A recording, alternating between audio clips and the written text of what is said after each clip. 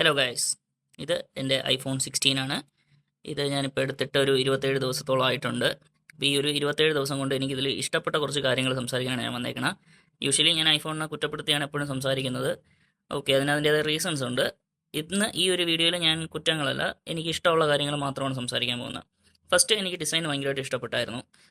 First ഐഫോണിൽ ഏറ്റവും ഇഷ്ടപ്പെട്ട ഒരു സംഭവം എന്ന് പറഞ്ഞാൽ അവർ ഈ ഒരു ഡിസൈനിൽ ഈ ഒരു നല്ല റൗണ്ട് കോർണേഴ്സ് ആക്കിയേക്കുന്ന കാരണം കയ്യിൽ ഇങ്ങനെ പിടിക്കാൻ നല്ല സുഖമുണ്ട്. സാംസങ്ങും ഏകദേശം കോർണർ ആക്കിയിട്ടുണ്ടെങ്കിലും അത് കുറച്ചുകൂടെ ഇത്ര റൗണ്ട് അല്ല, ഇത് കുറച്ചുകൂടെ നല്ല റൗണ്ട് ആക്കിയാണ് വെച്ചിരിക്കുന്നത്. അതുകൊണ്ട് നമുക്ക് പിടിക്കാൻ ഒരു സുഖമുണ്ട്. മാത്രമല്ല ഈ അലൂമിനിയത്തിൻ്റെ ഒരു ഫിനിഷ് എനിക്ക് ഹോൾഡ് ചെയ്യാൻ കുറച്ചുകൂടെ ഇഷ്ടപ്പെട്ട ഇതാണ്. ഇത് കുറച്ച് മാറ്റ് ഫിനിഷ് ആക്കിയിട്ടുണ്ട്, ഫിംഗർ പ്രിൻ്റ് ഒന്നും വരാത്ത രീതിയിൽ. S24 കുറച്ചുകൂടെ സ്റ്റെയിൻലെസ് സ്റ്റീൽ പോലത്തെ ഒരു ഫീൽ വരും, ഒരു പോളിഷ്ഡ് ഫിനിഷാണ്. അപ്പോൾ അതിൽ ഇച്ചിരി ഫിംഗർ പ്രിൻറ്റ്സ് വരും. ഫിംഗർ പ്രിൻറ്റ്സ് വരുന്നത് മാത്രമല്ല, നമുക്ക് ആ ഒരു ഫീൽ, ഒരു സുഖം, ഇതിനൊരു ഡിഫറെൻറ്റ് ഫീലുണ്ട്. അത് ഓക്കെയാണ്. ബാക്കി ബിൽറ്റ് ക്വാളിറ്റിയും കാര്യങ്ങളൊക്കെ രണ്ടും സെയിം ആണ്. ഡ്യൂറബിലിറ്റിയുടെ കാര്യമൊക്കെ അത് ടോപ്പ് ടെസ്റ്റിൽ എൻ്റെ കയ്യിൽ നിന്ന് താഴെ വീണതിൻ്റെ ഒക്കെ നിങ്ങൾ കണ്ടിട്ടുണ്ട്. S24 ഒരു വീഡിയോ ഞാൻ ചെയ്തിട്ടുണ്ട്, അത് കണ്ടാൽ അറിയാം. ഓക്കെ, അപ്പോൾ അത് ഫസ്റ്റ് ഓഫ് ഓൾ അത്. പിന്നെ എനിക്ക് ഇതിൻ്റെ സൈഡിലത്തെ ഈ ഒരു ക്യാമറ ബട്ടൺ ഒട്ടും ഇഷ്ടപ്പെട്ടിട്ടില്ല എന്ന് പറയണമെന്ന് ആഗ്രഹമാണ്. പക്ഷേ ഇതിൽ ഇഷ്ടപ്പെട്ട കാര്യങ്ങൾ മാത്രം സംസാരിക്കാനായതുകൊണ്ട് ഞാൻ അതങ്ങ് അവോയ്ഡ് ചെയ്തു. ബാക്കി ഇതിൽ എല്ലാം യൂഷ്വലി ഉള്ളൊരു സാധനങ്ങൾ തന്നെയാണ്. ഇത് എനിക്ക് പഴയ സ്ലൈഡറായിരുന്നു ഇഷ്ടം ബട്ടണിനേക്കാളും. പക്ഷേ ബട്ടൺ ആണെങ്കിലും കുഴപ്പമില്ല, നമ്മൾ ക്വിക്കായിട്ട് നമുക്ക് ഇതാണ്ട് വൈബ്രേഷൻ ആക്കിയിടാൻ പറ്റുന്നുണ്ട്, അതുകൊണ്ട് കുഴപ്പമില്ല. പിന്നെ അതിൽ നമുക്ക് എന്തുകൊണ്ടും സെറ്റ് ചെയ്യാൻ പറ്റും, അതൊരു നല്ലൊരു കാര്യമാണ്. ഇപ്പോൾ നിങ്ങൾക്ക് പെട്ടെന്ന് വോയിസ് റെക്കോർഡിങ് എന്തെങ്കിലും വേണമെന്നുണ്ടെങ്കിൽ അതിനകത്ത് വോയിസ് റെക്കോർഡോ ടോർച്ചോ എന്ത് വേണോ നിങ്ങൾക്ക് സെറ്റ് ചെയ്തിടാം. പക്ഷേ അറ്റ് എ ടൈം ഒന്നേ പറ്റുള്ളൂ, ഒരു ഫംഗ്ഷനേ വർക്കാവുള്ളൂ. ലോങ് പ്രസ്, ഡബിൾ ടാപ്പ്, അങ്ങനത്തെ ഒരു സാധനങ്ങളൊന്നുമില്ല. അതാണ് ഒരു പ്രശ്നം. ഓക്കെ, അപ്പം അങ്ങനെ കൂടെ ഉണ്ടായിരുന്നെങ്കിൽ നമുക്ക് നന്നാക്കാമായിരുന്നു. പ്രശ്നം സംസാരിക്കാനല്ലല്ലോ ഞാൻ വന്നത്, സോറി ഗൈസ്, അബദ്ധം പറ്റി. പിന്നെ ഉള്ളത് ഇതിൻ്റെ ഈ ഒരു ഫേസ് ഐ ഡി ആക്ച്വലി നല്ലൊരു ഫീച്ചറായിട്ട് എനിക്ക് തോന്നി. കാരണം ആപ്പുകളൊക്കെ ലോക്കായി കിടക്കുമ്പോഴത്തേക്കും നമുക്ക് ഇതിപ്പോൾ നോർമലി ഞാൻ ക്യാമറ ഫ്രണ്ടിൽ പിടിച്ചിരിക്കുന്നതുകൊണ്ടാണ്. അല്ലാത്തപ്പോൾ നമുക്ക് ആപ്പുകൾ നോർമലി അത് ലോക്കായി ഇരിക്കണമെന്ന് പോലും നമുക്ക് തോന്നില്ല, അങ്ങ് ഓപ്പണായി വരും ഫേസ് ഐ ഡി വെച്ചിട്ട്. അതെനിക്ക് ഇഷ്ടപ്പെട്ടു. നമ്മൾ കയർത്ത് വെച്ച് കൈ ഒന്നും മാറ്റണ്ട. ഫിംഗർ പ്രിൻ്റ് ആണെന്നുണ്ടെങ്കിൽ ഫിംഗർ പ്രിൻ്റ് ലോക്ക് ചെയ്തിട്ട് നമ്മൾ ഓരോ തവണ കൈ കൊണ്ട് വെക്കണം. സോ അതെനിക്കൊരു കൺവീനിയൻ്റ് ആയിട്ട് തോന്നി, അതെനിക്ക് ഇഷ്ടപ്പെട്ടു. പിന്നെ ഇഷ്ടപ്പെട്ടത് ഇതിൻ്റെ ക്യാമറ തന്നെയാണ്. ക്യാമറയിൽ മെയിനായിട്ട് എനിക്ക് ഇഷ്ടപ്പെട്ടതിൻ്റെ കാരണം, ഇപ്പം ഫോട്ടോഗ്രാഫേഴ്സിൻ്റെ അടുത്ത് പറഞ്ഞു കഴിഞ്ഞാൽ ഫോട്ടോഗ്രാഫേഴ്സിന് അറിയാം ഫോക്കൽ ലെങ്ത്തിൻ്റെ കാര്യം. നോർമലി ഇപ്പോൾ സാംസങ്ങിലൊക്കെ വരുന്നത് 23mm ആണ്. കമ്പാരിറ്റീവ്ലി നമ്മുടെ ഫുൾ ഫ്രെയിം വെച്ച് കമ്പയർ ചെയ്യുമ്പോൾ 23mm അപ്പോൾ അത്രയും വൈഡായിട്ടാണ് വരുന്നത്.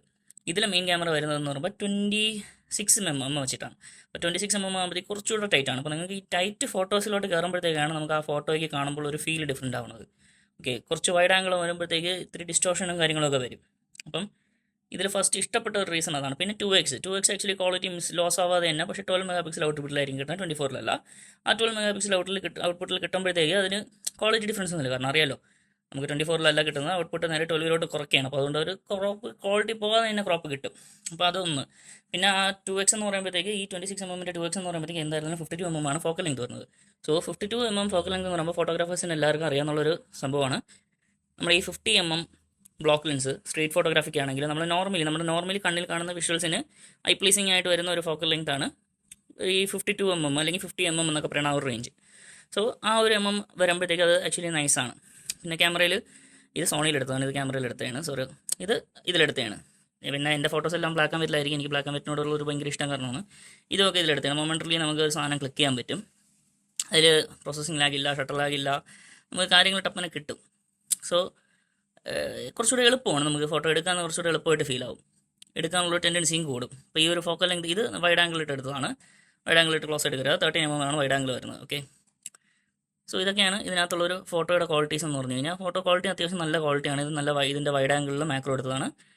വൈഡ് ആംഗിളിൽ മാക്രോ എടുക്കുക എന്ന് പറയുമ്പോൾ ഇതും വൈഡ് ആംഗിളിൽ മാക്രോ ആണ്. പക്ഷേ വൈഡ് ആംഗിളിൽ 1x ക്രോപ്പ് വരുന്നുണ്ട്. 1x ക്രോപ്പ് എന്ന് പറഞ്ഞാൽ തെറ്റിപ്പോവും.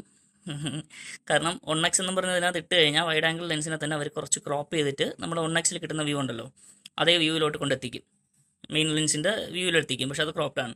അതാണ് ഞാൻ ഈ ഒരു ഫോട്ടോ എടുത്ത് കാണിച്ചത്. ഇതാണ് പ്രോപ്പർ നമ്മുടെ വൈഡ് ആംഗിൾ ലെൻസ് വെച്ചിട്ട് എടുക്കുന്ന മാക്രോ. അത് ഇത്രയും വൈഡാണ്, അപ്പോൾ നല്ല ഡിസ്റ്റോഷൻ ആയിരിക്കും. ഇത് 1x കുറച്ചുകൂടെ നമുക്ക് കുറച്ച് ഡിസ്റ്റൻസിൽ നിൽക്കാം. അപ്പോൾ ആ ഒരു സംഭവമാണ് ഇതിൻ്റെ ക്യാമറയിൽ പറയുന്നത് ഗൈസ്. ഓക്കെ, അപ്പം ക്യാമറ എനിക്ക് ഭയങ്കര ഇഷ്ടപ്പെട്ടു.